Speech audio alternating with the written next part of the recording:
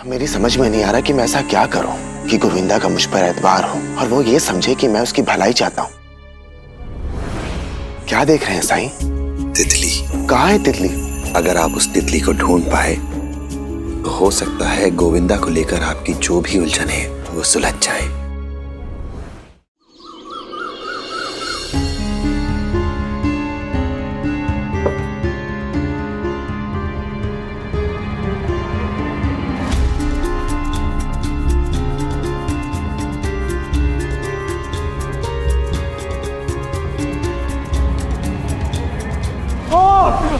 मिर्ची, मिर्ची, मिर्ची। पानी पी। तीखा? ऐसा कैसे हो सकता है? मैंने तो चख के देखा था।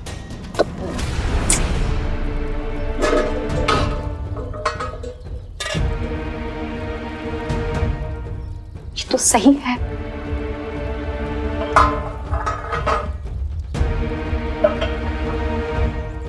तो सही है तो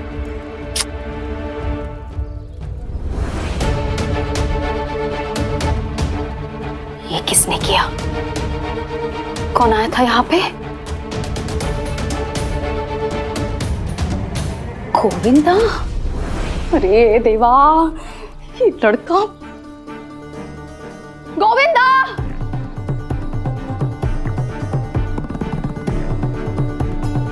गोविंदा अंदर आ।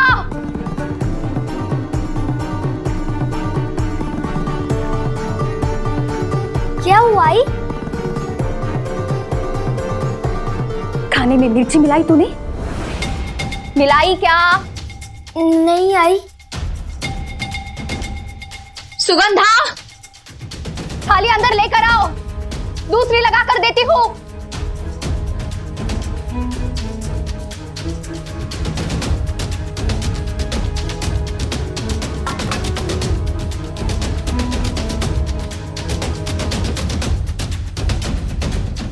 अब ये सब तू खाएगा?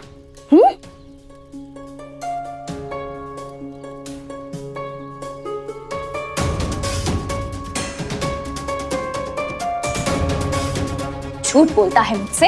हाँ? खाने में मिर्ची मिलाई ना तूने? क्यों करता है ये सब? जैसे जीने नहीं देगा मुझे? हाँ? तेरी यही सजा है। का मारने पीटने के सिवा और कुछ आता है आपको? बहुत बुरी है आप।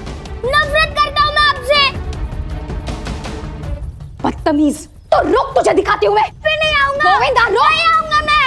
बहुत बदतमीज हो गया। हाँ? आई बुरी है? आई बुरी है ना? रुक, तू बाहर आ। तो रुक, तुझे बताती हूँ बुरी आई कैसी होती है।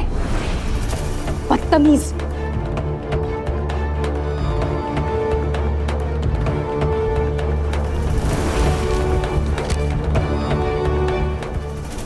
तस्वीर ऐसी ही बिना बाल की औरत, इसी रंग की साड़ी, मतलब गोविंदा ने अपनी आई की तस्वीर बनाई थी, बुराई के प्रतीक के रूप में।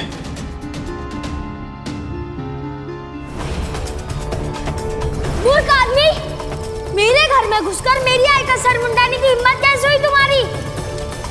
तुम्हारे कारण वो कहीं निकल नहीं पाती है, दुखी रहती है, डरती है वो तुमसे। समझ में नहीं आता है तुम्हें? सुनिए,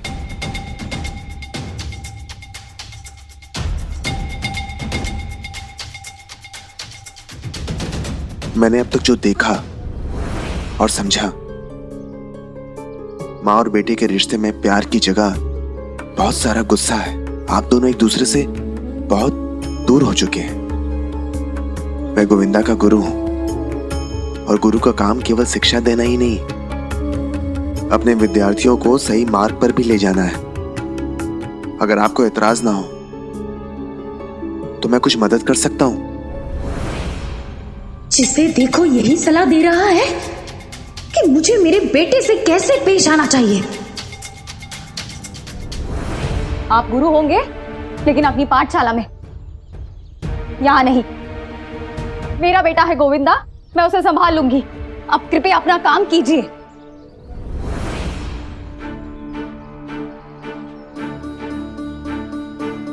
मैं माफी चाहूंगा। माना कि ये आपके घर का निजी मामला है, लेकिन फिर भी मैं इसमें दखल दे रहा हूं। सच है कि गोविंदा बहुत शरारत करता है, लेकिन ऐसे डांट फटकार और पिटाई से उसके मन का डर निकलता जा रहा है और मन में सिर्फ नफरत बढ़ती जा रही है, जिसके कारण वो आपसे दूर होता जा रहा है। गोविंदा के मन में बहुत सारा गुस्सा है।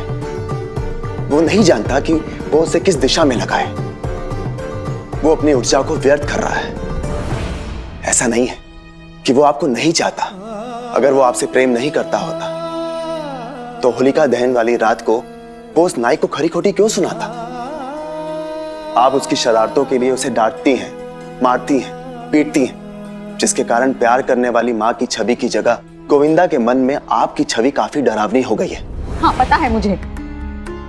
गोविंदा के मन में मेरी छवि बिगाड़ने वाली वो वही नहीं है। उसी ने बिगाड़ के रखा है मेरे गोविंदा को। लेकिन मैंने भी ठान लिया है, मैं अपने बेटे को अनुशासित करूंगी, सुधार के रहूंगी मैं उसको। अगर वो टेढ़ा है ना, तो आई हूं मैं उसकी। सीधा करना आता है मुझे। आप स्थिति की गंभीरता को नहीं समझ पा रही हैं। मां के रूप में वो आपको जैसे देखता है, आप अंदाजा भी नहीं लगा सकती। और अब स्थिति इतनी बिगड़ चुकी है कि उसे ठीक कर पाना अकेले आपके बस में नहीं होगा। मतलब? मेरे पास कुछ है जो मैं आपको दिखाना चाहता हूं, लेकिन आपको मुझे वादा करना होगा कि मेरे वापस आने तक आप गोविंदा पर हाथ नहीं उठाएंगे।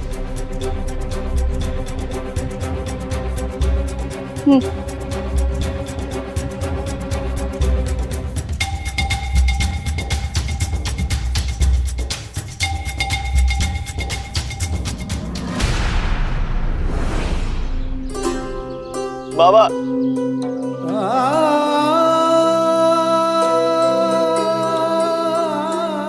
सुमित,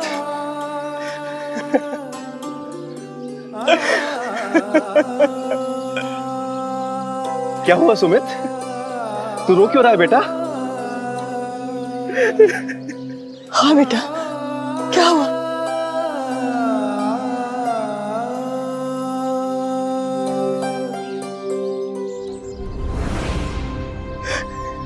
ये बटुआ तेरे पास कैसे?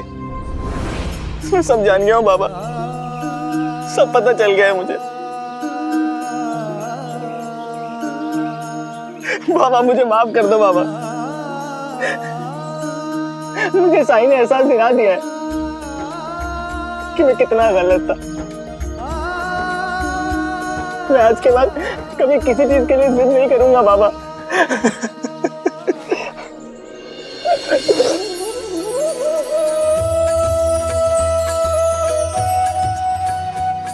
बेटा तुझे माफ नहीं करूंगा तो कैसे माफ करूंगा?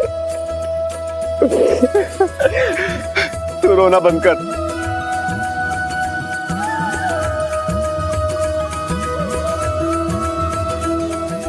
धन्यवाद साईं, मेरे बेटे को वापस लाने के लिए, उसे उसकी गलती का एहसास दिलाने के लिए। सुमित को तो अपनी गलती का एहसास हो गया है, पर आपको कब होगा? क्या आपको सच में लगता है कि गलती केवल सुमित की थी, आपकी नहीं?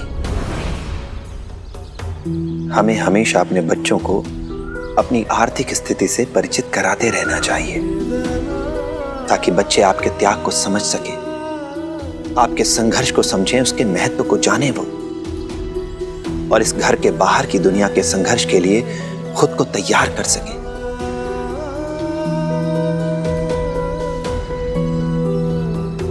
और आपने तो सुमित को कभी अपनी परेशानियां बताई ही नहीं, कभी भी उसे सच से अवगत कराना जरूरी नहीं समझा आपने। आपके पास जो कुछ नहीं था वो सब कुछ आप सुमित को देना चाहते थे। बहुत अच्छी बात है, अपने परिवार को, अपने बच्चों को सुविधाएं देना, उनकी इच्छाओं को, उनकी ख्वाहिशों को पूरा करना, इसमें कोई बुराई नहीं है, लेकिन इस कीमत पर नहीं कि आप कर्ज में डूब जाएं।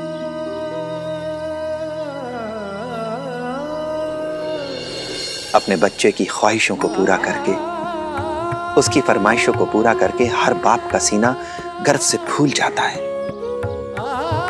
बस वो ये देख नहीं पाता कि उसके बच्चे का दिमाग भी धौंकने की तरह फूल रहा है। और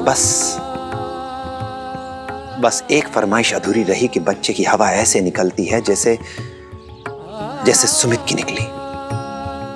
बच्चा चारों खाने चित।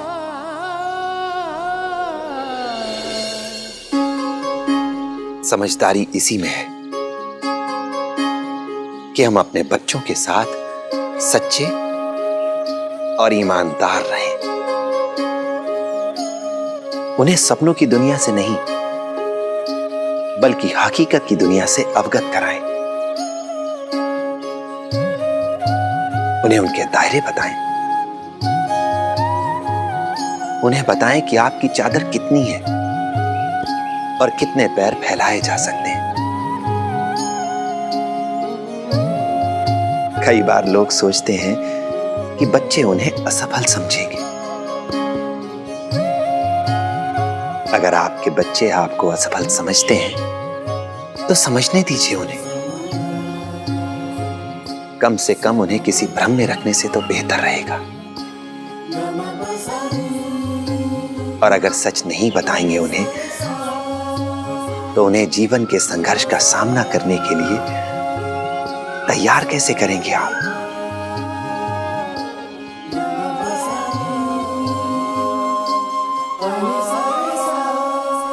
अल्लाह मालिक।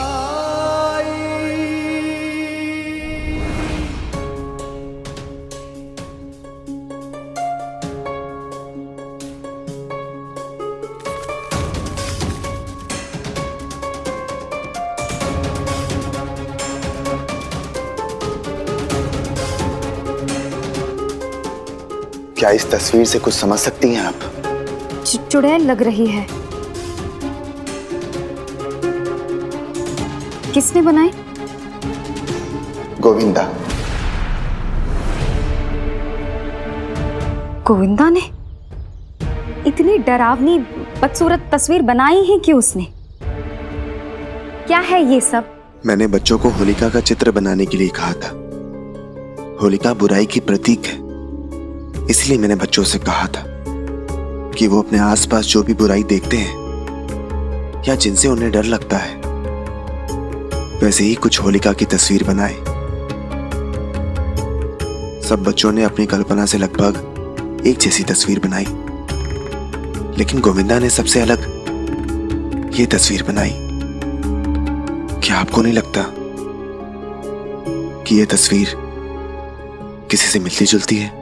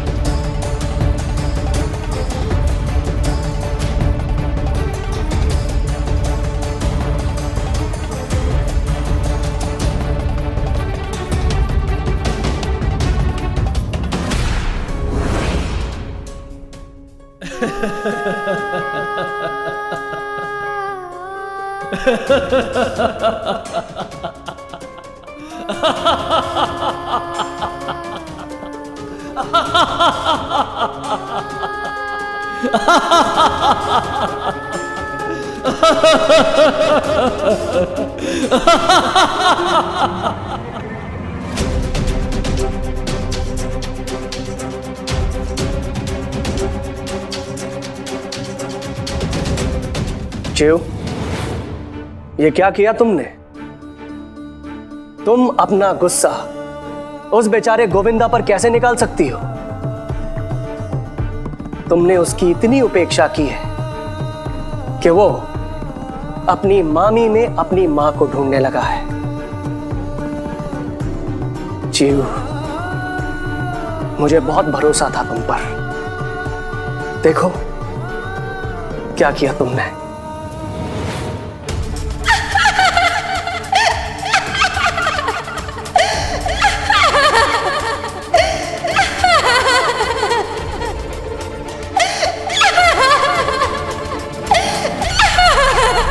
ये तो होना ही था चीहू। कहा था ना तुझे कि अपने बेटे को हमेशा अपने पास रखना। अब किसके सहारे जिएगी तू? पति तो तेरा रहा नहीं, और था तो तूने उसे कभी अपना समझा नहीं। शायद ही तूने उसके साथ कभी समय बिताया हो। रुक्मणी बहिनी को तो तू शुरू से ही अपना नहीं मानती है, लेकिन जिस भाई पे तू उतराती थी, आज उसी ने तुझसे मुंह फेर लिया। तेरा एक वो भतीजा जिसे तुझसे कोई लेना देना है ही नहीं, तेरा एक लौता सहारा, तेरा बेटा गोविंदा, लेकिन वो भी तुझसे नफरत करता है। और ये सब केवल इसलिए हुआ क्योंकि आप स्वार्थी है। आपको सिर्फ अपनी चिंता रहती है। नहीं, आपके ना मानने से सच बदल नहीं जाएगा आई। आप बहुत बुरी है, मतलबी है, गंदी है। नहीं! विश्वास नहीं हो रहा है तो स्वयं देख लो।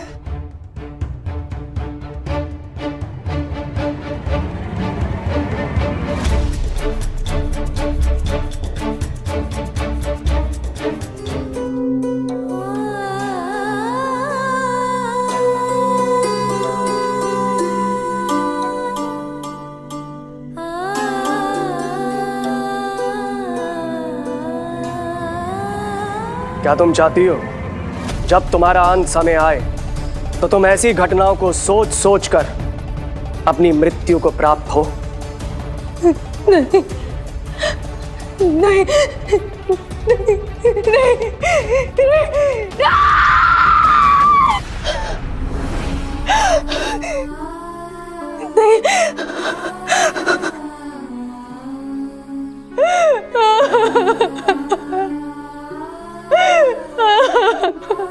देखिए, अब रोइए नहीं। मैं आपकी मदद कर सकता हूं। मैं एक अध्यापक हूं और अपने विद्यार्थियों को कैसे संभालना चाहिए ये मैं अच्छे से जानता हूं, और इसीलिए मैं आपको यकीन से कह रहा हूं, अभी भी कुछ बिगड़ा नहीं है। गोविंदा को सुधारने की जिम्मेदारी मैं लेता हूं, लेकिन यह तभी संभव हो पाएगा जब आपका और उसका रिश्ता ठीक हो जाएगा। आपको कोशिश करनी होगी, और आपकी मदद के लिए मैं यहां हूं ना। हम दोनों साथ ये जिम्मेदारी उठाएंगे तो हो जाएगा।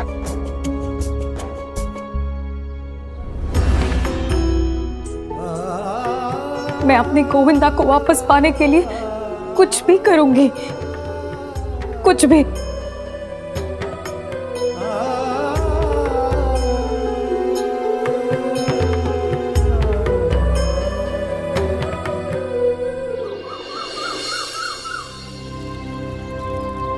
साईं, मैंने गोविंदा की आई को आश्वस्त तो कर दिया है कि मैं माँ और बेटे के बीच की दूरियों को खत्म करने में उनकी मदद करूंगा। उनके बेटे की शैतानियों को सुधार दूंगा, उसे सही रास्ते पर ले आऊंगा। लेकिन साईं, ये तभी मुमकिन है जब गोविंदा मेरी बात माने, पर वो तो मुझसे नफरत करता है। आपके दिखाए राह पर चलकर मैं सभी बच्चों का दिल जीतने में कामयाब रहा, सिवाय गोविंदा के। अब मेरी समझ में नहीं आ रहा है कि मैं ऐसा क्या करूं कि गोविंदा का मुझ पर एतबार हो और वो ये समझे कि मैं उसकी भलाई चाहता हूं।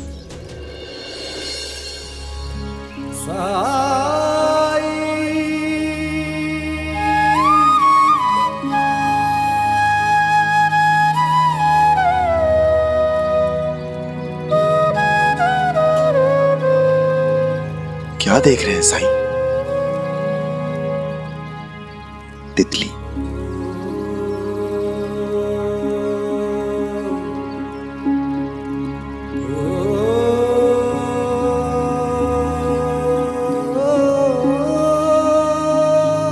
तितली कहाँ है? तितली ध्यान से देखिए। अगर आप उस तितली को ढूंढ पाए तो हो सकता है गोविंदा को लेकर आपकी जो भी उलझने हैं वो सुलझ जाए।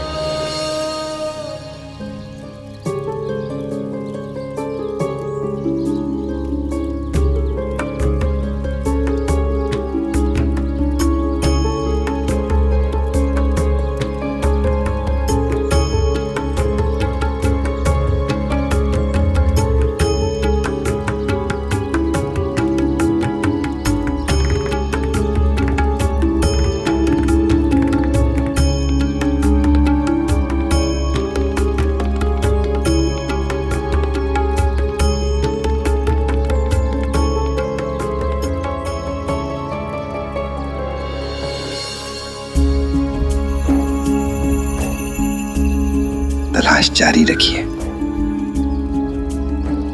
तब तक मैं पानी भर के लाता हूं।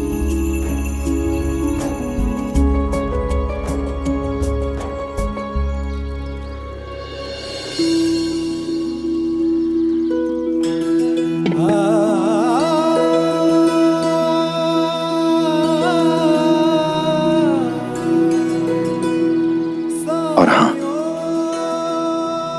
जहां उम्मीद भी ना हो अक्सर वहीं कुछ मिल जाता है। बस कोशिश न छोड़े।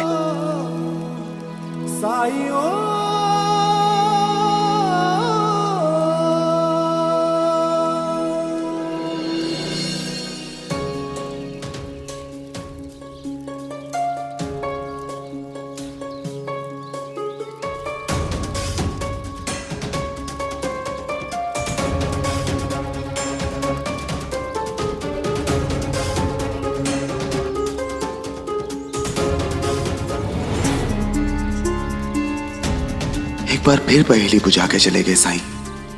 कहां से ढूंढूं तितली?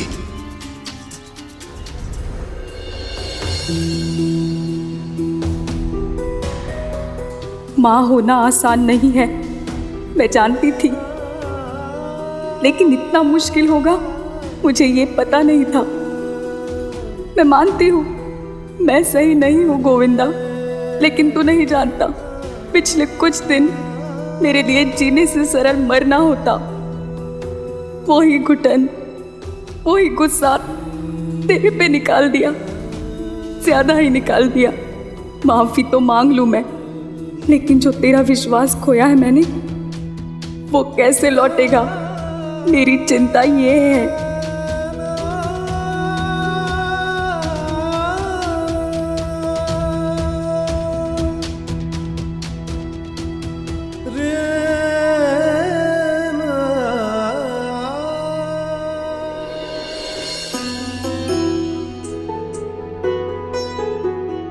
सोने दीजिए ना मामी जी।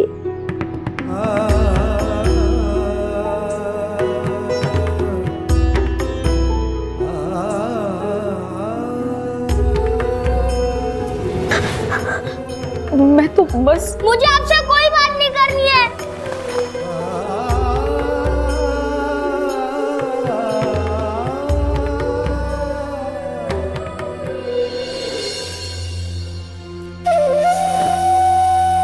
एक ही तो मेरा अपना है, वो भी दूर हो गया मुझसे। अब जीव तो किसके लिए?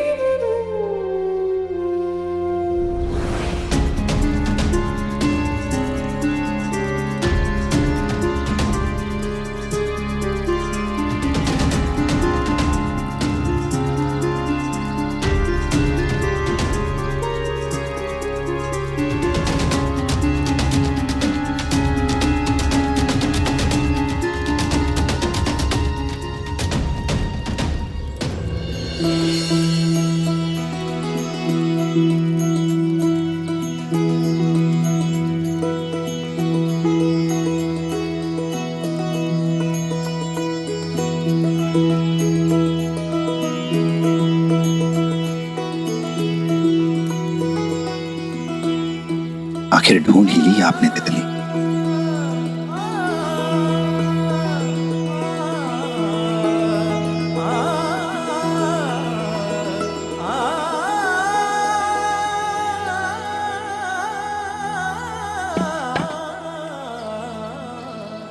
जानते हैं ये तितली आपको कैसे मिली है?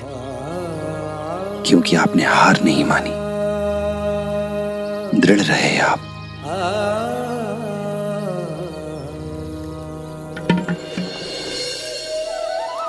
और कुछ ऐसा ही आपको गोविंदा के साथ भी करना होगा।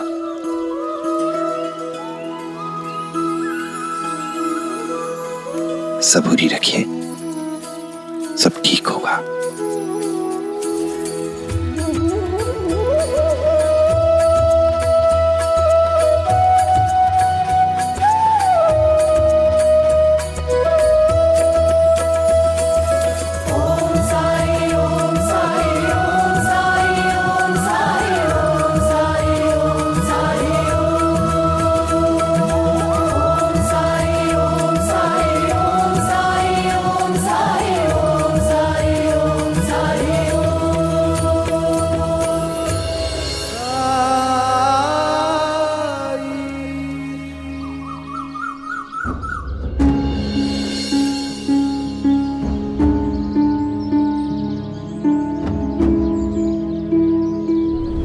जानते हैं ये तितली आपको कैसे मिली है?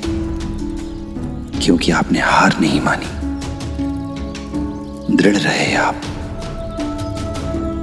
और कुछ ऐसा ही आपको गोविंदा के साथ भी करना होगा। गोविंदा का विश्वास जीतने के लिए क्या करूं? कुछ नहीं सूझ रहा है।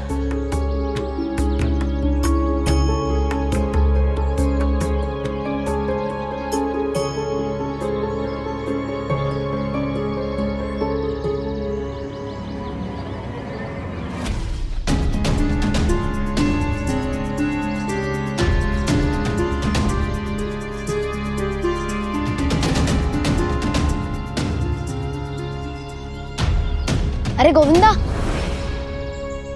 पाठशाला जा रहा है ना? चल मैं भी तुम्हारे साथ आता हूँ।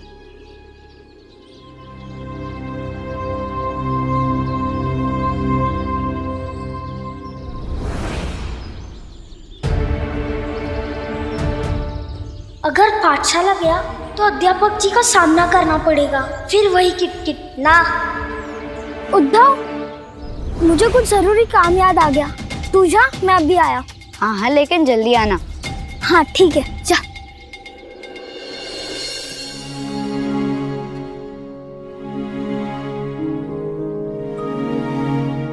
प्रणाम अध्यापक जी। प्रणाम।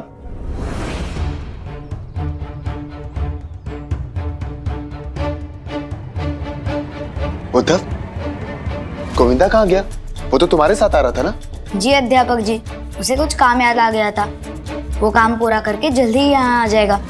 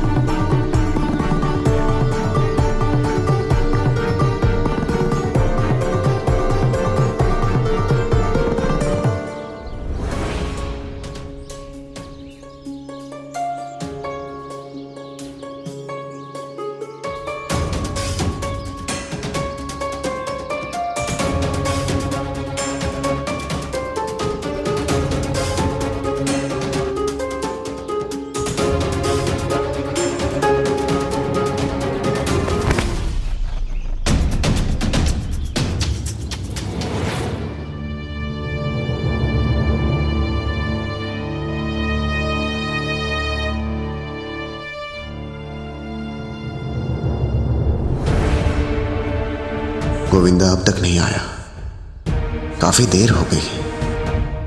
अब तक तो उसे आ जाना चाहिए था। कहीं किसी मुसीबत में तो नहीं फंस गया। बच्चों, तुम लोग इन सवालों का हल निकालो, मैं अभी आता हूं। जी अध्यापक जी। भिक्षाम देहि।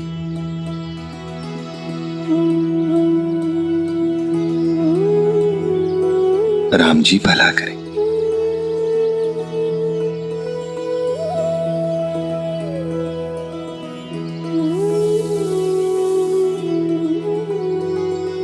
राम जी भला करें।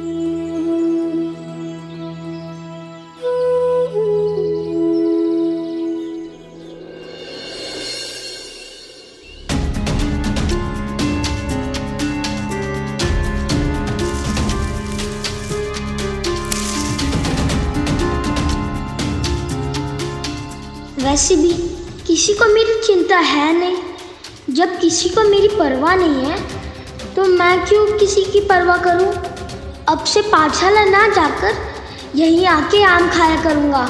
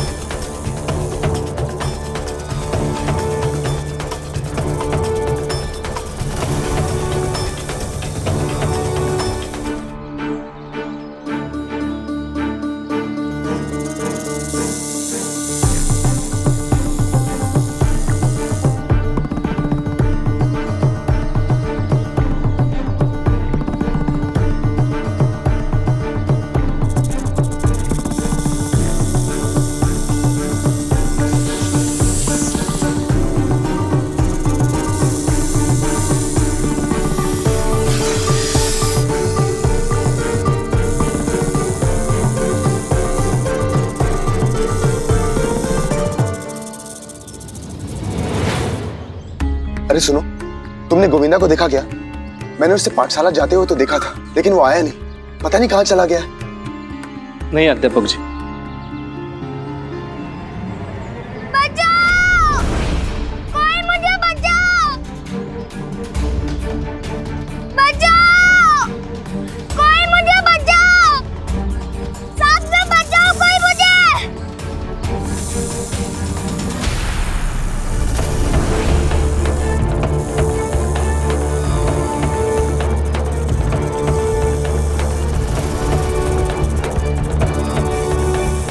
बाप रे, हंस तो नाग लग रहा है। हाँ? जो बचाने गया वो भी काम से गया।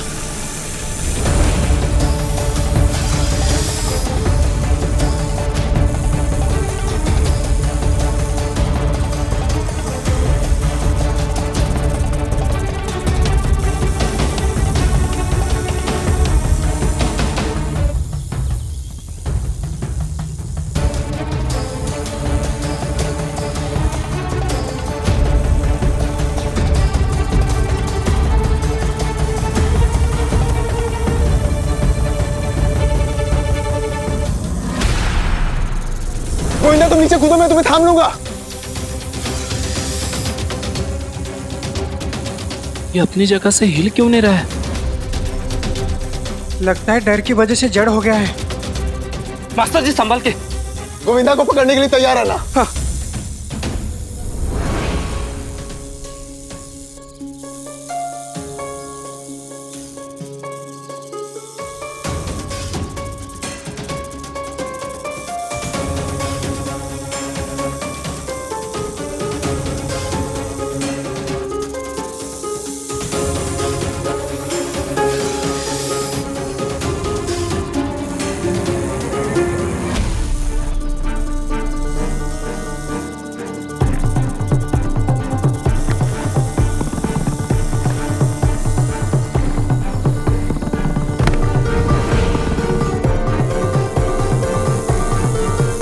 गोविंदा तुम ठीक तो हो ना? अध्यापक जी!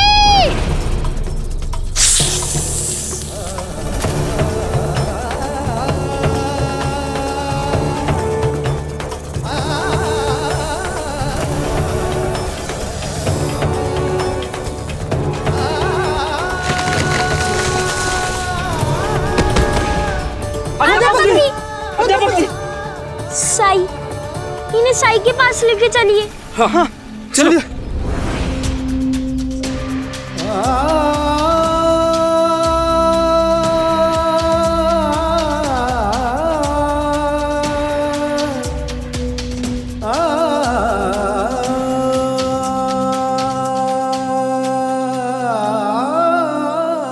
इसी को कहते हैं होनी। पढ़ाना छोड़कर गोविंदा को ढूंढने निकले थे। क्यों? क्योंकि उन्होंने गोविंदा को पाठशाला आते देखा था, और जब वो नहीं पहुंचा तो परेशान होकर गोविंदा को ढूंढने निकल पड़े। और देखो क्या हो गया उनके साथ।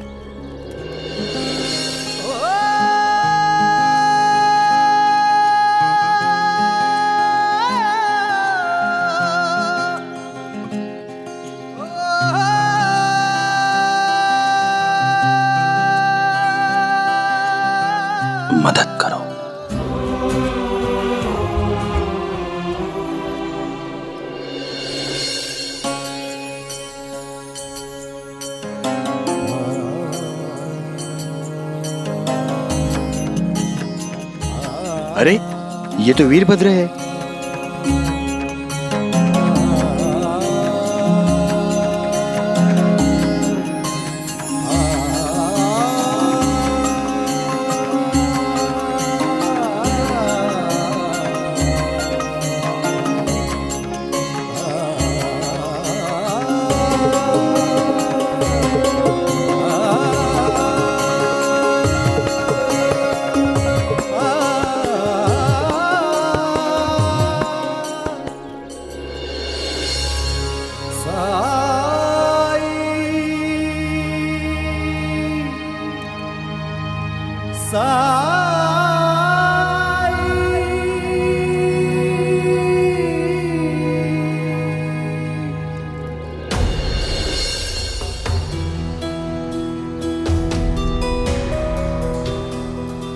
गोविंदा, क्या हुआ अध्यापक जी को?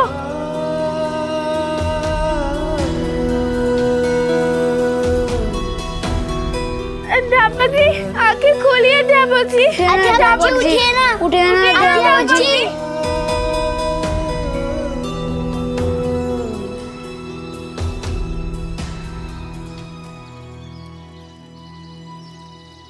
इसके आगे अल्लाह मालिक।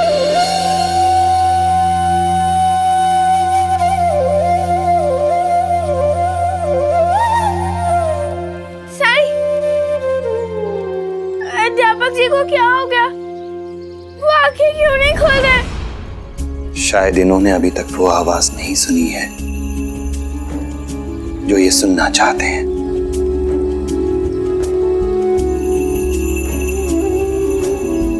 आवाज किसकी?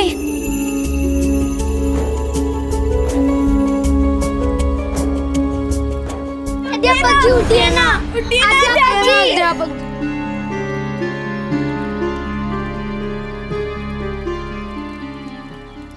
अध्यापक जी उठिए ना।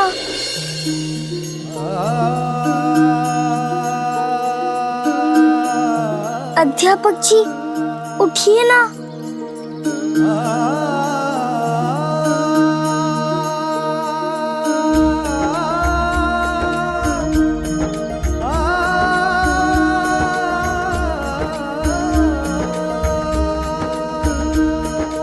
अध्यापक जी उठिए ना।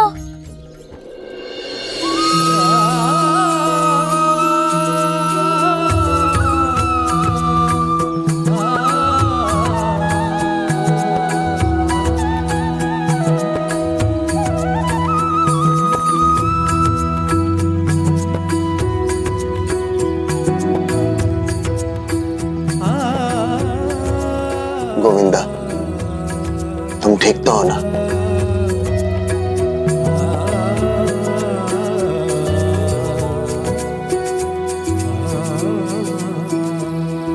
तुम्हें कुछ हुआ तो नहीं ना?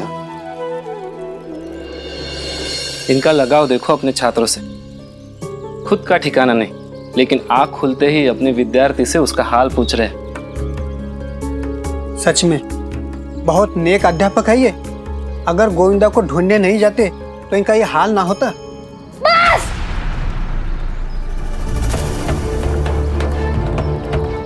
मुझे बचाने नहीं आए थे आप। क्या? हाँ, आपने सोचा होगा मैं पाठशाला नहीं आया हूँ तो मुझे पकड़कर घर ले जाएंगे और ऐसे मार खिलाएंगे। अब तो सब यही बोलेंगे कि मेरी वजह से आपको सांप ने काटा। आप मेरी वजह से मरने वाले थे और घर जाकर कूटा जाऊंगा मैं। तुम मुझ पर बार बार संदेह करते रहते हो। क्योंकि आपने ऐसा पहले भी किया है। वो पहले की बात थी गोविंदा। पिछले कुछ दिनों से मैं तुमसे दोस्ती करने की कोशिश कर रहा हूँ, वो क्यों नहीं दिख रहा तुम्हें? नहीं चाहिए आपकी दोस्ती। आप भी आई की तरह नाटक कर रहे हैं, सबको दिखाने के लिए। बुद्धू नहीं हूं मैं साई, सब समझता हूं मैं।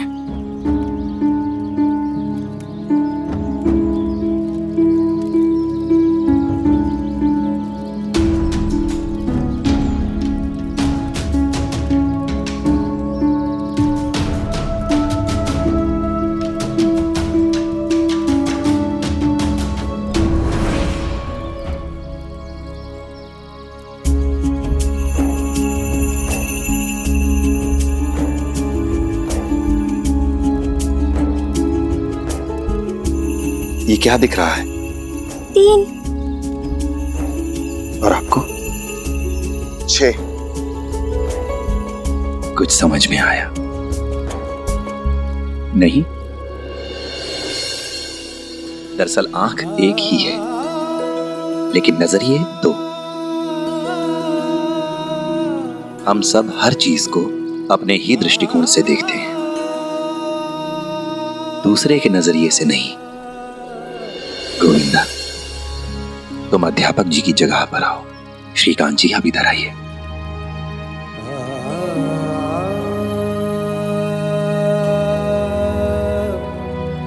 आप देखकर बताइए। 6। देखा आप लोगों ने? हमें लगता है कि केवल हम ही सही कह रहे हैं,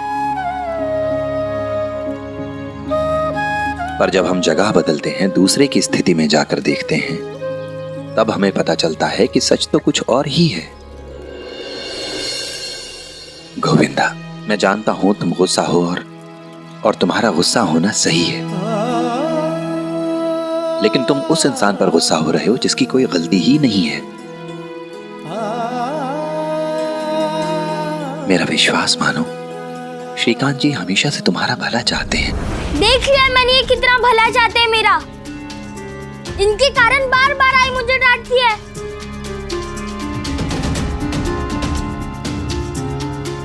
और मारती है। और तुम्हारी वजह से अध्यापक जी को भी तो बहुत तकलीफ हुई है।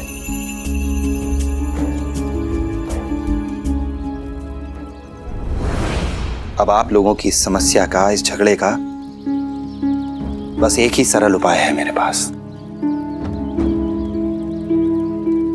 कि आप लोग एक दूसरे से अपनी चप्पलें बदल लें।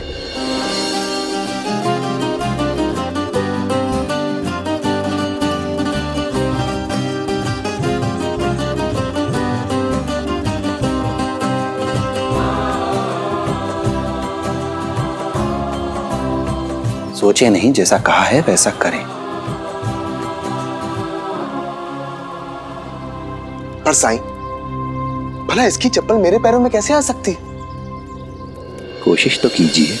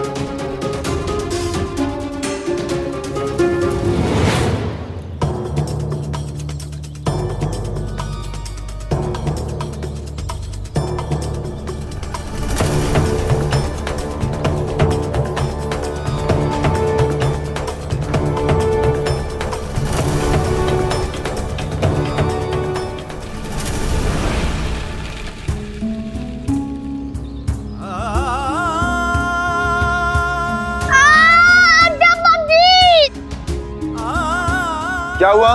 बहुत धूप है, मेरे पैर जल रहे, मैं खड़ा नहीं हो पा रहा हूँ।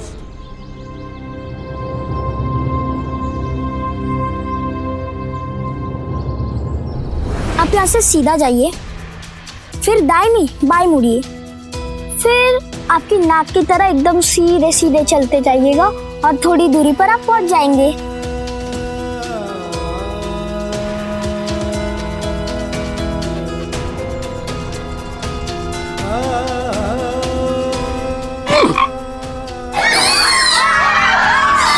अध्यापक जी, आपके लिए लाया हूँ। अगर आप नहीं खाएंगे तो मैं समझूंगा कि आपने मुझे माफ ही नहीं किया। ठीक है, इतना जिद कर रहे हो तो लाओ।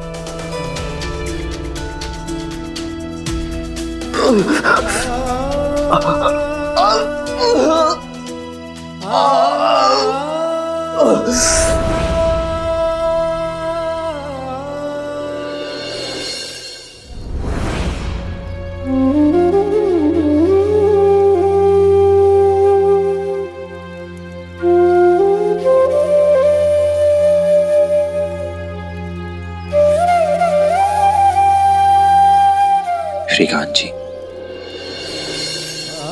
मैं जानता हूं कि आपसे जो कुछ भी हुआ वो पहले वाले श्रीकांत ने किया था, और अब आप बदल चुके हैं। और मैं आपसे उम्मीद करता हूं कि गोविंदा की पीड़ा को आप एक सबक के रूप में लेंगे।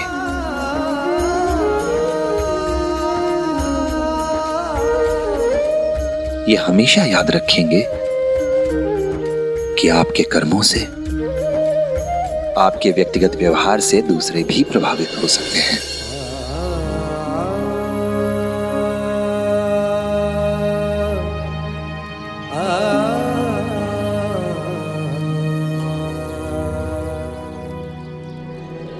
और गोविंदा, अध्यापक जी को तुम्हारी शिकायत करनी होती तो जब बासी जलेबी खाकर इनकी तबीयत खराब हो गई थी तब करते तुम्हारी शिकायत।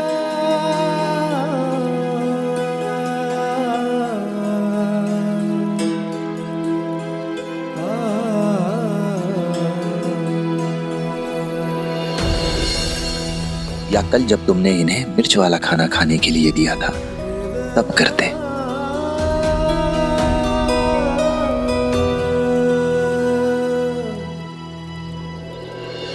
लेकिन नहीं, तब भी ये खामोश रहे। तुम्हारी आई को सच का पता खुद से चल गया था, और आज इन्होंने तुम्हारी जान बचाई है।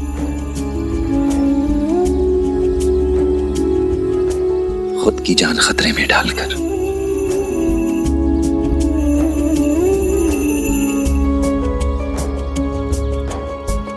और होश में आने पर सबसे पहले शब्द क्या थे इनके?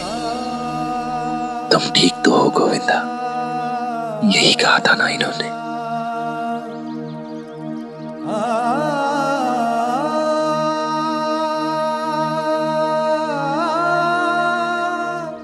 मैंने नहीं सोचा था कि मेरी वजह से अध्यापक जी को इतनी परेशानी हो जाएगी।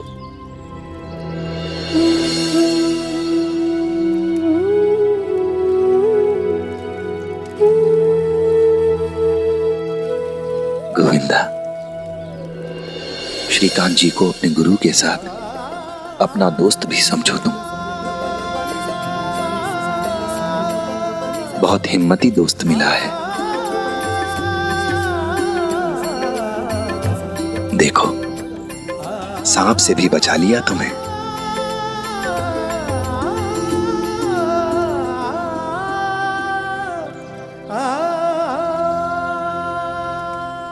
मुझे माफ कर दीजिए।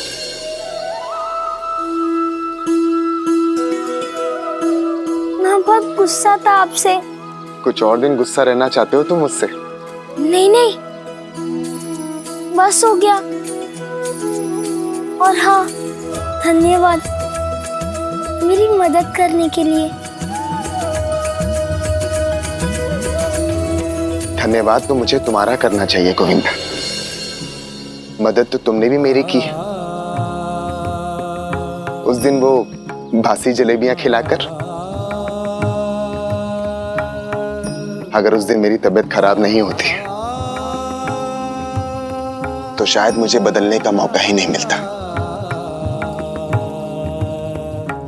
और ना ही मैं समझ पाता कि मैं क्या गलत कर रहा हूं।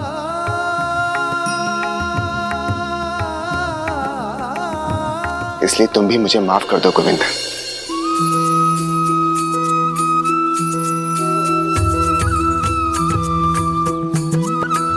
और अगर तुमने मुझ पर विश्वास खोया है तो उसका जिम्मेदार भी मैं ही हूं।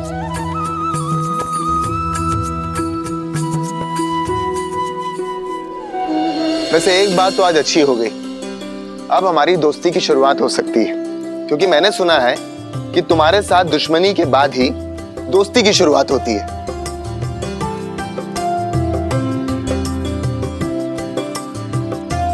क्यों उद्धव, मैं सही कह रहा हूं ना?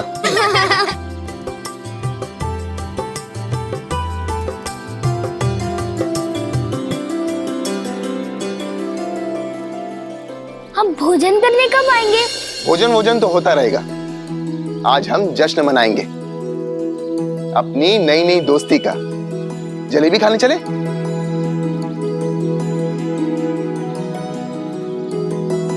जलेबी? परेशान मत हो, मैं तुम्हें ताजी जलेबियां खिलाऊंगा, बासी नहीं।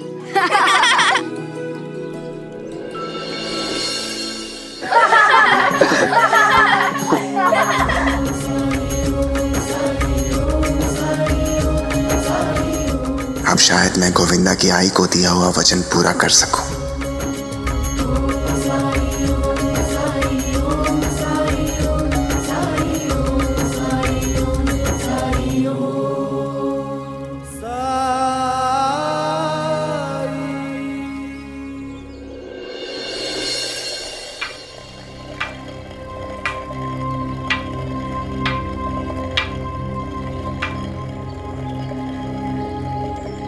साईं, ये मेरे दादा और वही है। साईं, हम आपके पास एक विवाद का निपटारा करने आए हैं। आइए। हमारे बाबा इलाके के जाने माने जोहरी थे। हाल ही में उनका देहांत हुआ है और वो हमारे लिए वसीयत छोड़ गए। वसीयत के अनुसार उनकी सारी संपत्ति, जमीन, जायदाद सब उन्होंने दादा के नाम कर दी और मेरे नाम ये शेर भर वजन वाला पत्थर छोड़ गए। ये पत्थर उन्हें बहुत प्रिय था। वो हमेशा इसे अपने पास रखते थे। वो कहते थे कि इसे देख के उन्हें पुराने दिनों की याद आती है जब वो इस पत्थर से तोल के सब्जी बेचा करते थे। लेकिन इसका ये मतलब तो नहीं है कि वो मेरे हिस्से में पत्थर देंगे। साईं, मुझे तो लगता है संपत्ति हड़पने के लिए वसीयत में हेरफेर की है दादा ने। छोटे, सोच समझ कर बोला कर। मैं तेरा बड़ा भाई हूं। अरे बचपन से हम साथ में खेले कूदे हैं, साथ में पले बड़े हैं, और मैं तेरे साथ ये घटिया हरकत करूंगा? और जरा अपनी तरफ देखिए तो देवर जी, आपकी इसी हालत की वजह से आपकी शादी भी नहीं हो रही है। काम धाम तो कुछ नहीं करते हैं आप, सारा काम आपके दादा करते हैं। और ससुर जी सब समझते थे, इसीलिए उन्होंने सोचा होगा कि अगर आपका हिस्सा मिल जाएगा तो बेकार ही जाएगा। वैसे भी आपको जरूरत क्या है? आपकी देखभाल तो हमें ही करनी है ना। साईं, आप तो ये वसीयत देख लीजिए। इस वसीयत में अगर कोई हेरफेर लगे तो आप मुझे बताइए।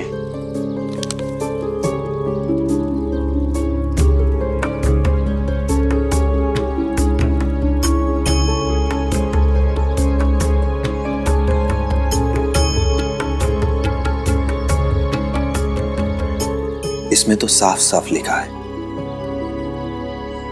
कि आपको केवल ये पत्थर मिलेगा।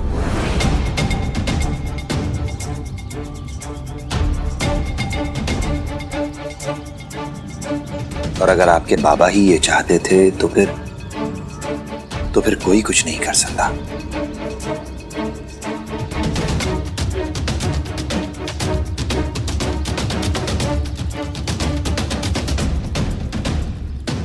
एक काम किया जा सकता है।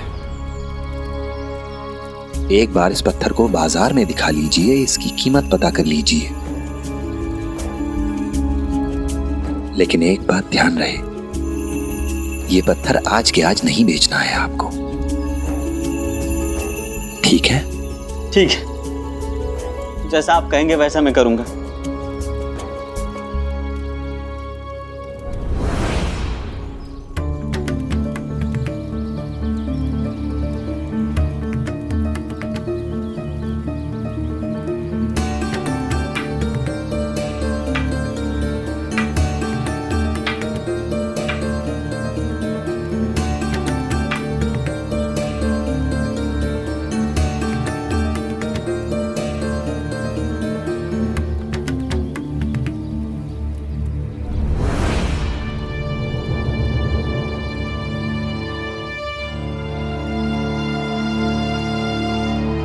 साईं, पिताजी कभी छोटे को अकेले कहीं जाने नहीं देते थे। हमेशा किसी न किसी को साथ भेजते थे। आप देख सकते हो साईं, बेचारा लाचार है।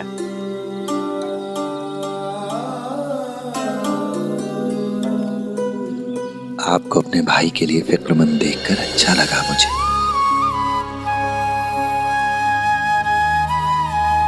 चलिए हम भी उसके पीछे चलते हैं। जी।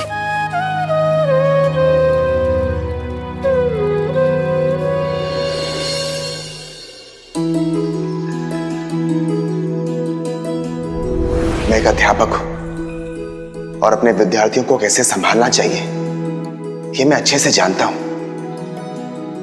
और इसीलिए मैं आपको यकीन से कह रहा हूं अभी भी कुछ बिगड़ा नहीं है।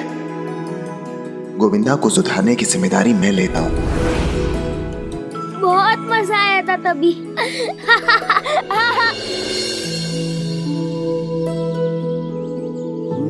क्या सोच रहे हैं? सोच रहा हूं कि तुम पहले मुझसे कितना नफरत करते थे, और वो भी सिर्फ एक गलतफहमी की वजह से। इसलिए साई कहते हैं पहले गलतफहमी दूर करो, क्योंकि अक्सर वही सारी समस्याओं की जड़ होती है। तुम भी यही मानते हो? बिल्कुल। देखिए ना, हम दोनों भी एक दूसरे को गलत समझते थे। हाँ, और ठीक इसी तरह हो सकता है कि तुम अभी भी किसी को गलत समझ रहे हो। किसे? अपनी आई को।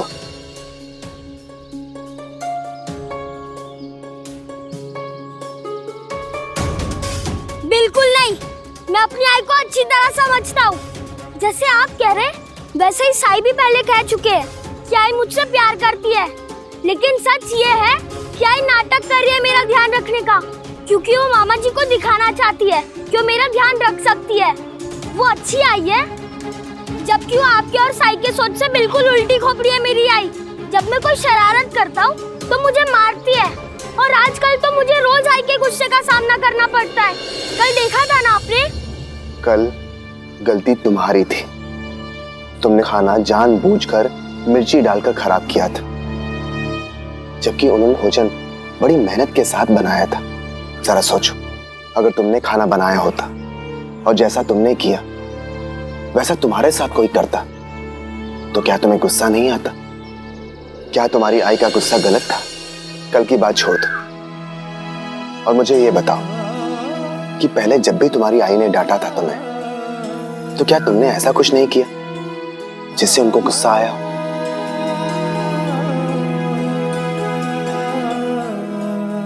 तुम्हें पता है, कल तुम्हें सजा देने की कोशिश करने के बाद तुम्हारी आई बहुत रोई थी। उन्हें भी इस बात का दुख था। क्या इसका मतलब ये नहीं हुआ कि वो तुमसे कितना प्यार करती है?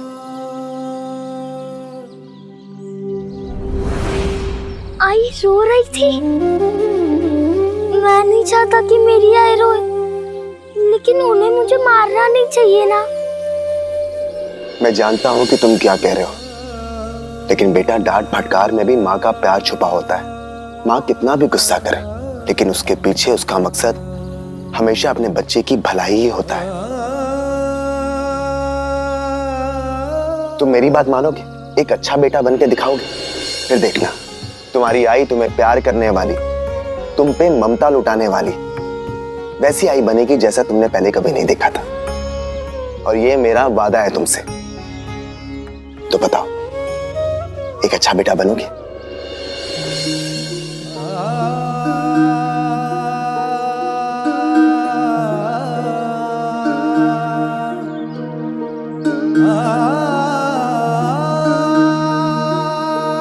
तुम्हें मुझ पर भरोसा है या नहीं?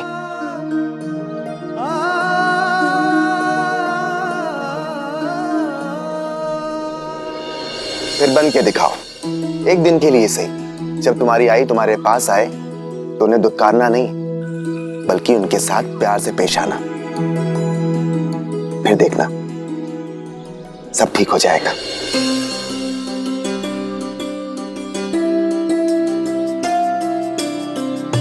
मुझे पता है मुझे क्या करना है।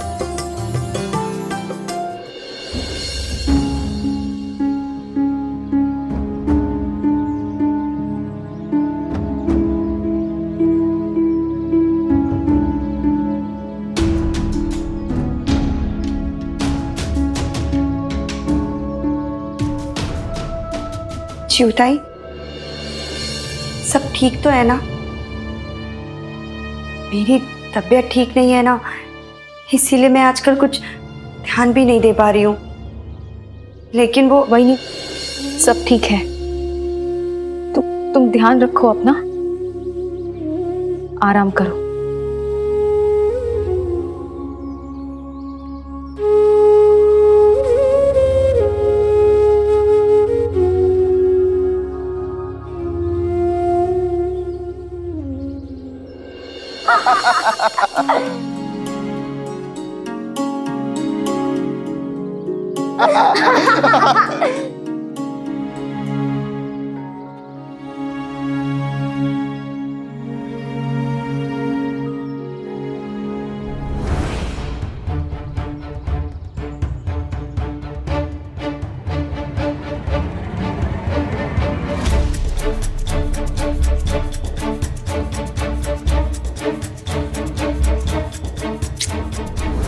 ये क्या किया तुमने?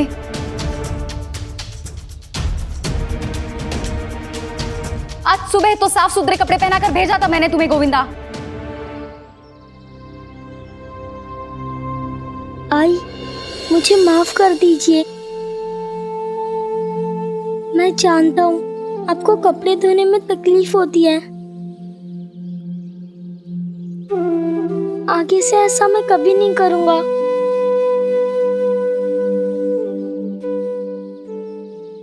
गोविंदा को क्या हो गया है? इतने प्यार से बात कर रहा है। अरे नहीं, कोई बात नहीं। कपड़ों को छोड़ो, तुम कहीं गिरविर तो नहीं गए थे ना? चोट वोट तो नहीं आई तुम्हें? दादा के कमरे से बहनी को औषधि निकाल कर देने के लिए कह दो। नहीं आई, मैं बिल्कुल ठीक हूँ। और हाँ, मैं आपके लिए कुछ लाया हूँ।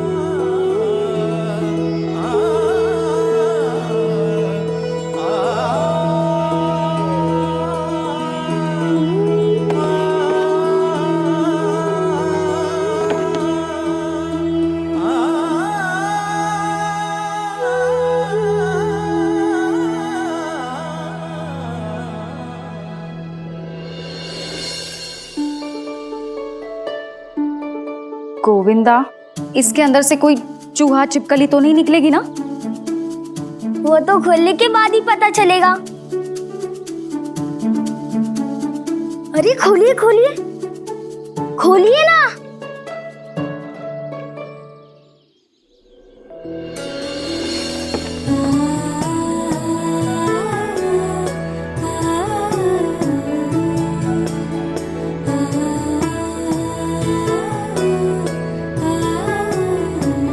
लट्टू,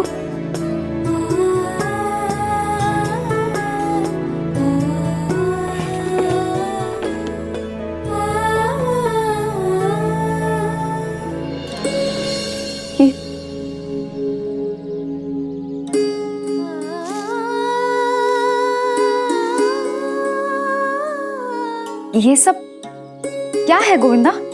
आपके लिए आई। आपको ये सब पसंद है ना? मेरे लिए लाए हो तुम ये सब? हाँ, आज गोविंदा ने दुकान से सारी सामग्री चुन चुन के खरीदी। कह रहा था कि मेरी आई को ये लड्डू पसंद है, ये जलेबी पसंद है, ये फरसान पसंद है। मुझे मेरी आई की पसंद की सारी चीजें खरीदनी है ना गोविंदा?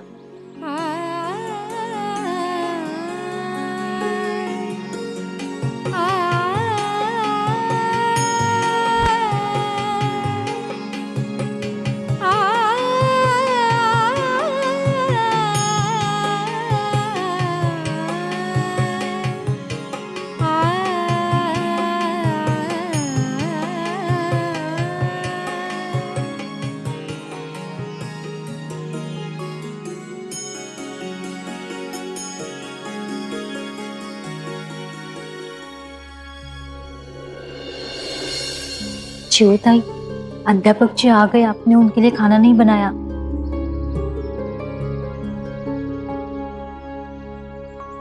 अरे देवा,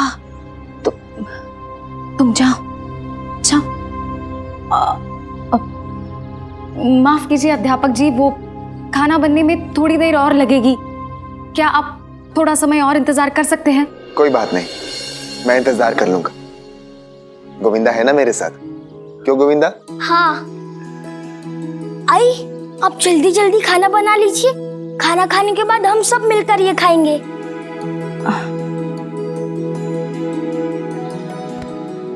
अब थोड़ी देर और, मैं अभी आती हूँ।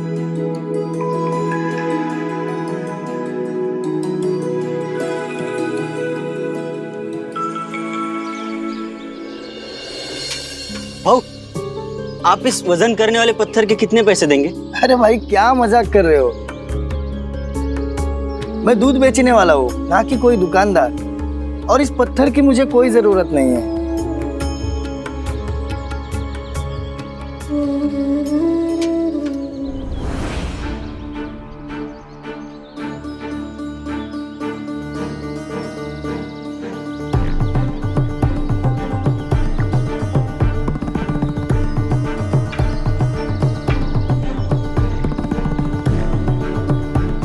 भाऊ, मैं दुकानदार हूँ मगर सोने चांदी का। इस शेर भर पत्थर को लेके मैं क्या करूंगा? या तो रत्ती और तोले में लेन देन होता है। जाओ कहीं और देखो।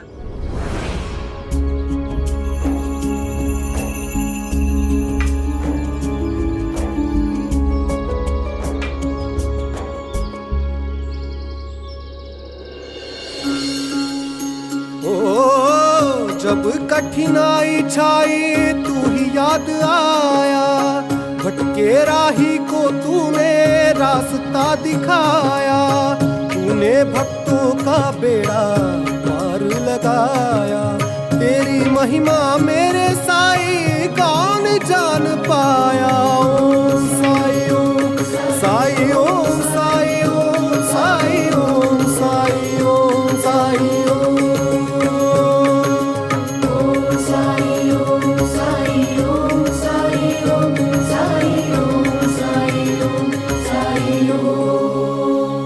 भाऊ रुको।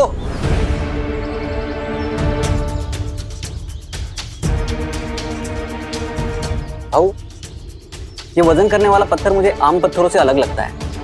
शायद मैं इसका इस्तेमाल जेवर बनाने के लिए कर सकता हूँ। तुम्हें बेचना है इसे? हाँ। कितने में खरीदेंगे? दिखाओ। लगता है इस मूर्ख को इस पत्थर की कीमत का अंदाजा नहीं है। इसका मतलब यह है कि मैं इस पत्थर को कौड़ियों के भाव में खरीद सकता हूं। 20 रुपए। 20 रुपए? एक बार इस पत्थर को बाजार में दिखा लीजिए, इसकी कीमत पता कर लीजिए। लेकिन एक बात ध्यान रहे, ये पत्थर आज के आज नहीं बेचना है आपको। क्या हुआ?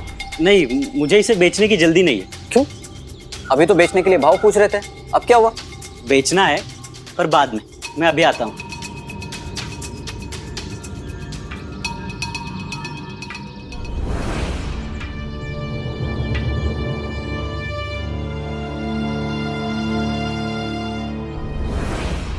पता नहीं क्यों, पर मुझे ऐसे लग रहा है कि ये कोई मामूली पत्थर नहीं है, वरना ये सुनार अचानक से इसके 20 रुपए देने को राजी क्यों होता? मुझे कुछ और लोगों के पास जाना चाहिए।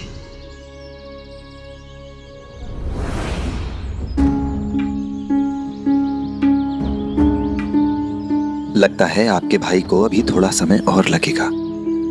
तब तक आप लोग यहां क्यों खड़े रहे? जाइए, कुछ खा पी कर आइए।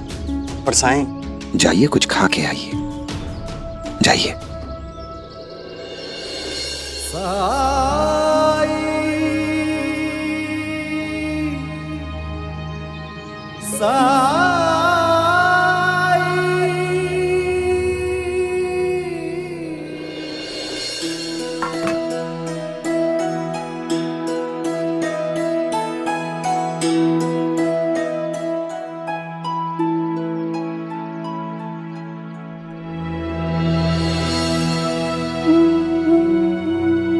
स्वादिष्ट है। आई। हाँ? अध्यापक जी खा रहे हैं, आइए ना, हम लोग भी मिलकर मिठाई खाते हैं। हाँ हाँ, लेकिन गोविंदा पहले तुम जाकर अपने वस्त्र बदल कर आओ, जाओ।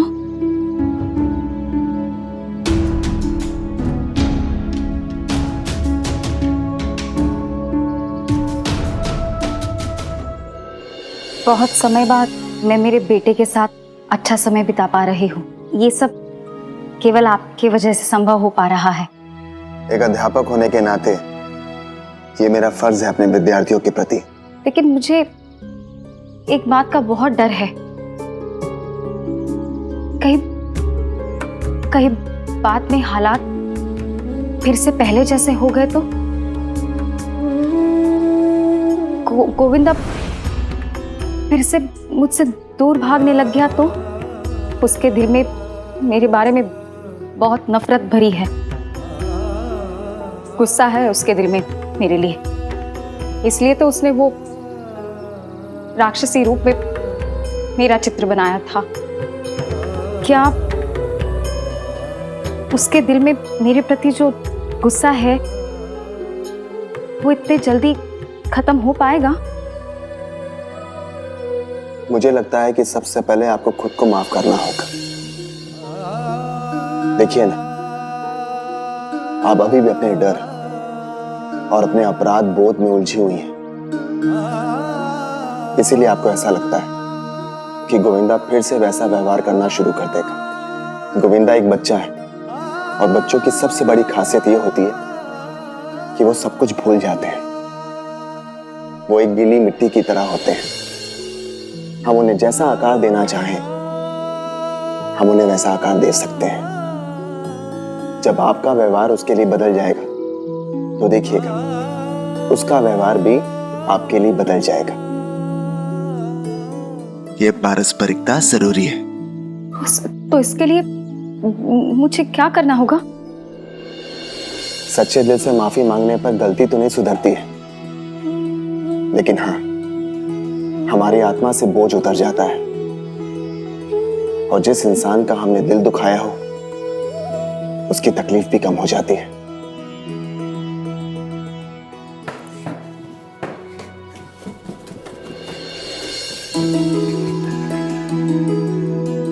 आई, मैंने कपड़े बदल लिए, अब आप मेरे साथ खाएंगी ना?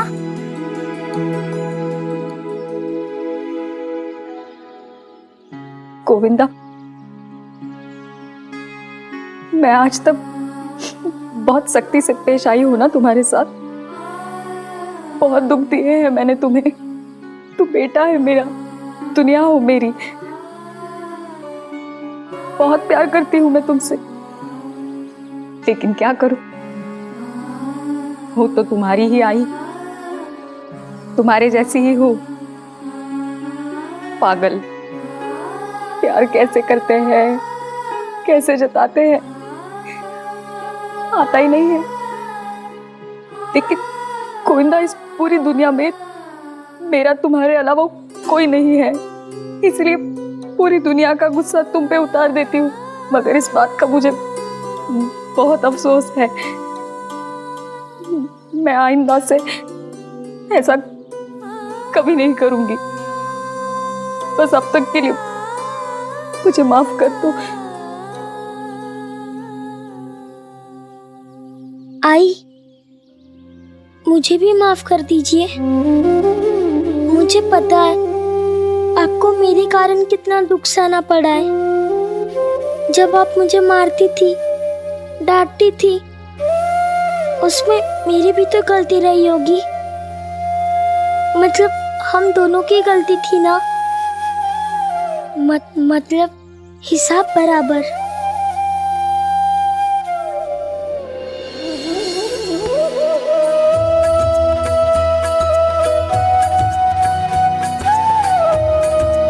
राधा, अगर आज तुम हमारे बच्चे के साथ होती तो तुम भी हमारे बच्चे को इतना ही प्यार करती।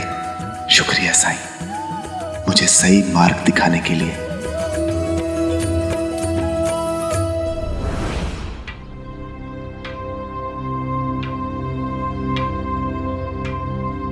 सुनिए, क्या मुझे आप इस पत्थर की कीमत बता सकते हैं?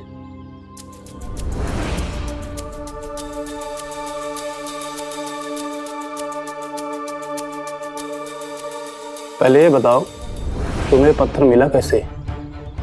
कहाँ से लाए इसे? जी ये मेरे बाबा का है। क्या नाम है तुम्हारे बाबा का? रामदास जौहरी। यह वाकई में अलग किस्म का पत्थर है। इसके मैं 100 रुपए दूंगा। 100 रुपए? जी मेरा विचार बदल गया है, मैं इसे अभी नहीं बेचूंगा।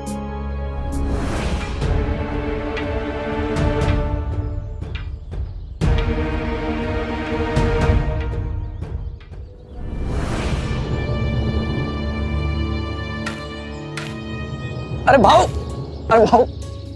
भाऊ आप तो नाराज हो गए भाऊ। आप बताओ किस भाव में बेचोगे मुझे? फिर किसी दिन। अरे भाऊ लेते ना भाऊ, अभी खरीदता हूँ मैं। अरे चलो उसकी छोड़ो, मेरी सुनो।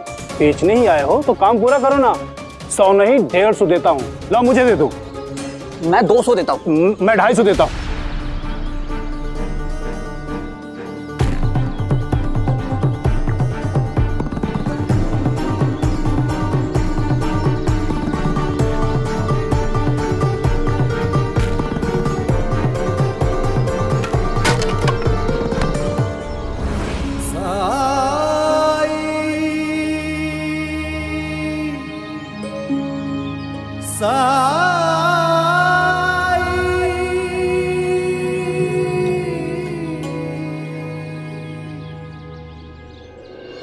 रोइए मत, चलिए मेरे साथ।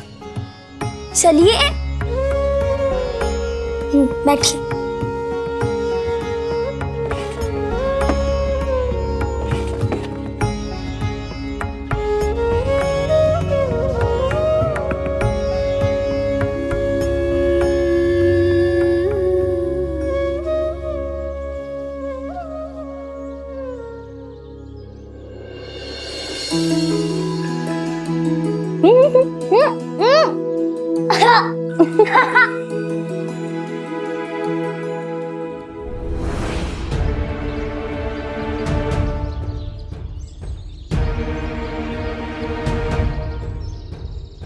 सरकार ने वाड़े के बाहर इंतजार करने के लिए कहा है ना?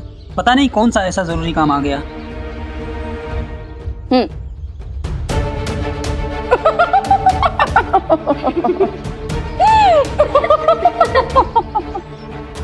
ये ले।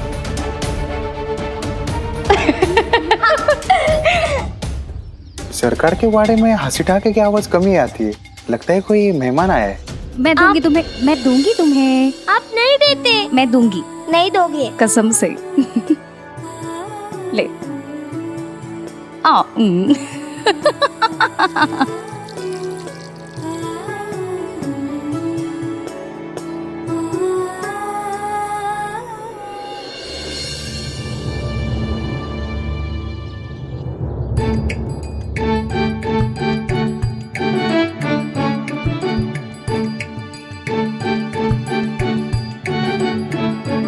जलेबी कहाँ है?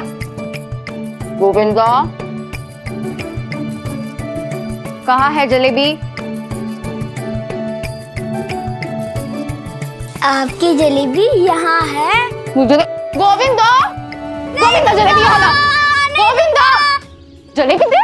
नहीं दूंगा, नहीं दूंगा। अंदर वो नए वाले अध्यापक जी है ना, और वो सरकार की विधवा बहन चूही है ना। हम तो सोचते थे कि सरकार बहुत सख्त होंगे विधवा के रहन सहन को लेकर, समाज में ऊंच नीच को लेकर।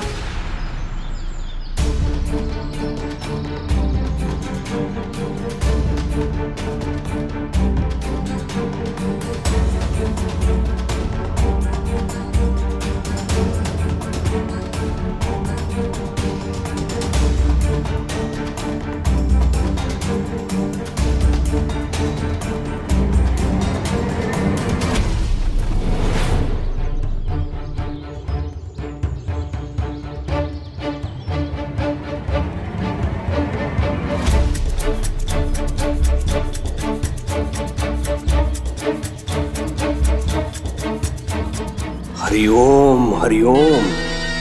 इन लोगों को मैंने बाहर प्रतीक्षा करने के लिए कहा था, ये अंदर क्यों झांक रहे हैं?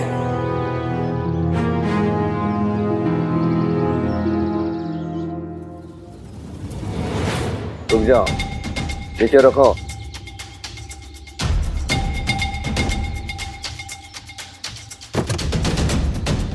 हरिओम।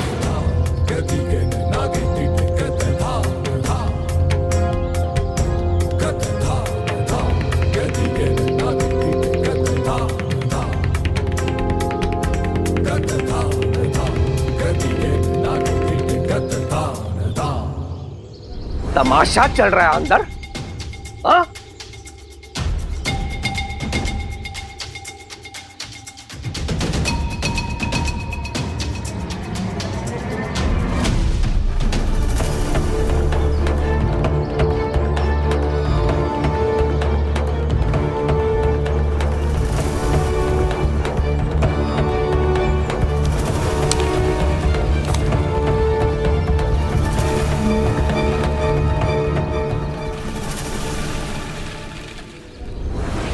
शुक्रिया साईं।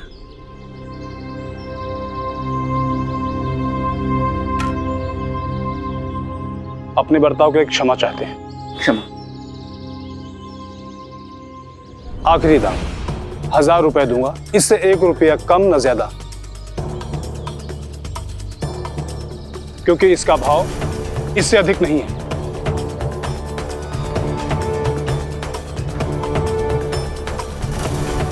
बिल्कुल सही भाव बताया इन्होंने, यही उचित कीमत है तुम्हारे पत्थर की। भेज दो।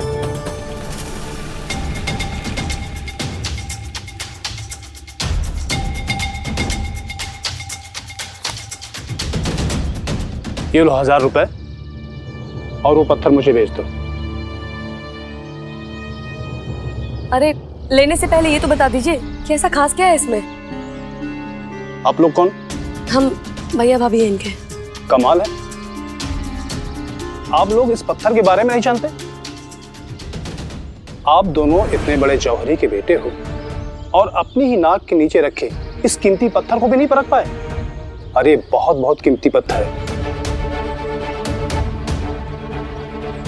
इसकी कीमत छिपाने के लिए इसके ऊपर आवरण चढ़ाया गया है ताकि ये वजन करने वाले पत्थर की तरह दिखे। ये लो। साईं, क्या मैं इन्हें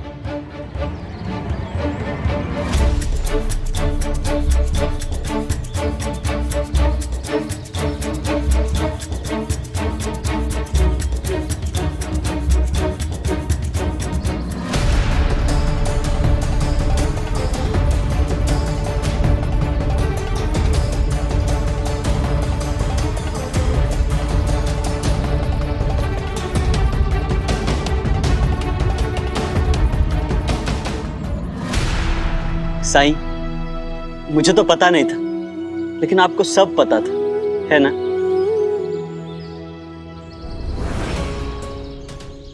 सारे पैसे अकेले तू हड़पना चाहता है, इसमें मेरा भी हिस्सा है। क्यों नहीं ले सकता? बाबा ने वो पत्थर मेरे हिस्से में छोड़ा था। जानते ही इससे क्या साबित होता है? बाबा आपसे ज्यादा मुझे चाहते थे, इसीलिए बाबा ने सबसे कीमती चीज मेरे नाम छोड़ी। और मैं मूर्ख सारी जिंदगी इसे समझ ही नहीं पाया। ससुर जी संपत्ति और पत्थर समान रूप से आधा आधा बांटते गए थे। वो तो मैंने सोचा कि धन और संपत्ति का आप करेंगे क्या, इसीलिए मैंने अपने पति को कहा वसीयत बदलने को। तुम्हें समझ में भी आ रहा है क्या बोल रही हो तुम?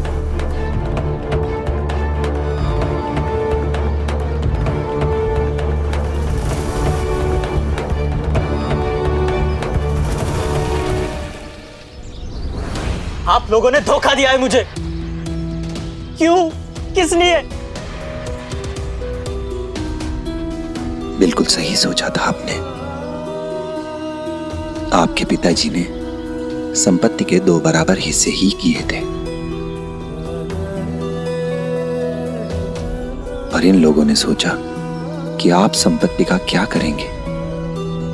आप तो विकलांग हैं और दौलत के लालच में ये लोग इतने अंधे हो गए कि जैसे ही इन्होंने वसीयत में ये पंक्ति पढ़ी, कि पूरी संपत्ति दोनों भाइयों में बराबर बराबर बांटी जाए, वहीं के वहीं नई वसीयत बनाकर सारी संपत्ति अपने नाम हस्तांतरित करने का फैसला ले लिया इन्होंने। और आपके हिस्से में वो पत्थर आया जिसे आपके बाबा सबसे ज्यादा प्यार करते थे। आपका सोचना था कि वसीयत में हेरा फेरी की गई है, जबकि सच तो ये है कि पूरी की पूरी वसीयत ही बदल दी गई। और मुख्य रूप से यह योजना आपकी भाभी की थी। आपके भाई साहब तो इसमें अंत तक आश्वस्त नहीं थे, पर भाग्य को कुछ और ही मंजूर था। आपके बाबा ने अपने जीवन की सारी कमाई उस पत्थर, उस रत्न को खरीदने में लगाई थी। उनके जीवन का सबसे बड़ा निवेश था वो। उस रत्न पर एक विशेष प्रकार का आवरण चढ़ाकर उन्होंने लोगों की नजर से उसे बचाया, उसे वजनदार बनाया ताकि उसे लोगों की नजर से छुपा सके। पत्थर जैसे आवरण में छुपे उस रत्न की कीमत आपके पिताजी की सारी संपत्ति के 2 गुने मूल्य से भी अधिक थी। देखा आपने, कभी कभी ऐसे ही किस्मत की बाजी पलट जाती है। आप निस्वार्थ थे, इसीलिए उस बेशकीमती पत्थर का उचित मूल्य मिला आपको और अपने भाई की संपत्ति की 2 गुनी संपत्ति के मालिक बने आप।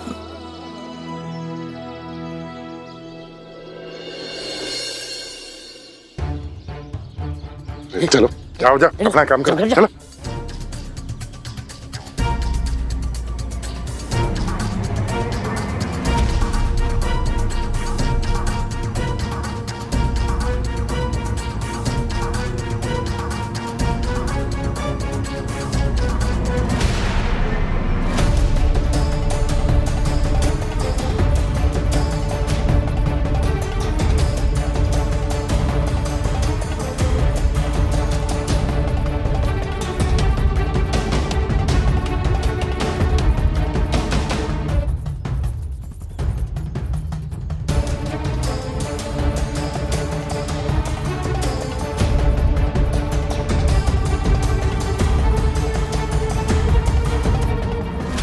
मान मर्यादा सब भुला दिया।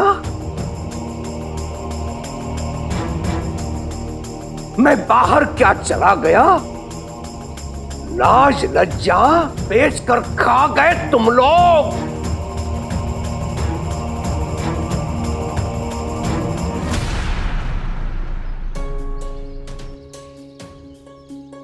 और अध्यापक जी आप तो ये है आपका असली चरित्र। मेरा नमक खा के मेरी नाक काटने पर तुले हैं आप।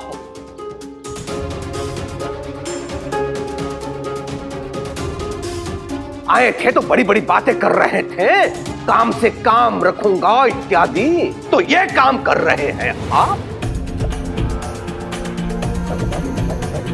मेरे वाड़े में बैठने की आपको अनुमति क्या दे दी? आप तो मेरे अनुपस्थिति का अनैतिक लाभ उठाने लगे।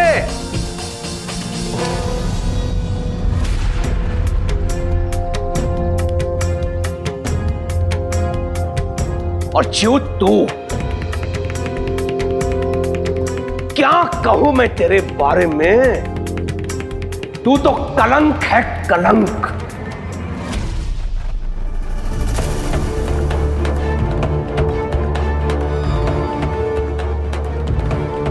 तुझसे सारी आशाएं त्याग दी है मैंने।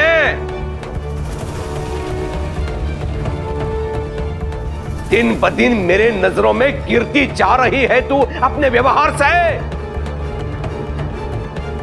निर्लज्ज कहीं की। पराये पुरुष के सामने तेरा यह व्यवहार मर्यादित था? बता, उचित था?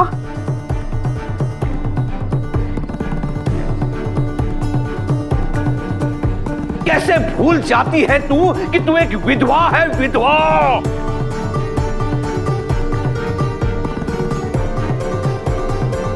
सरकार आप गलत समझ रहे हैं। ए चुप!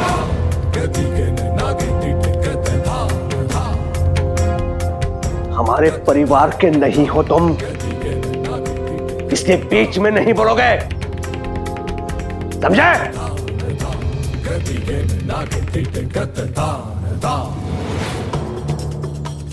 भूल तो मुझसे हुई है जो तुझे मैंने छूट दे रखी है, लेकिन अब नहीं। अभी से तेरे सब सुख साधन बंद। वाड़े में भी तू विधवा बन के ही रहेगी।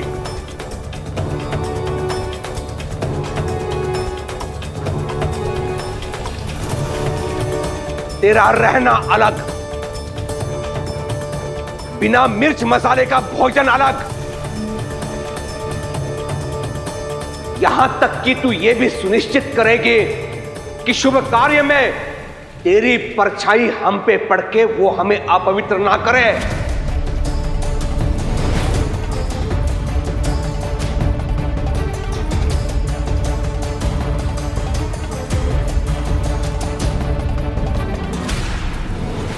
धार्मिक वीडियो सबसे पहले देखने के लिए हमारे चैनल को सब्सक्राइब करें और बेल आइकन दबाएं।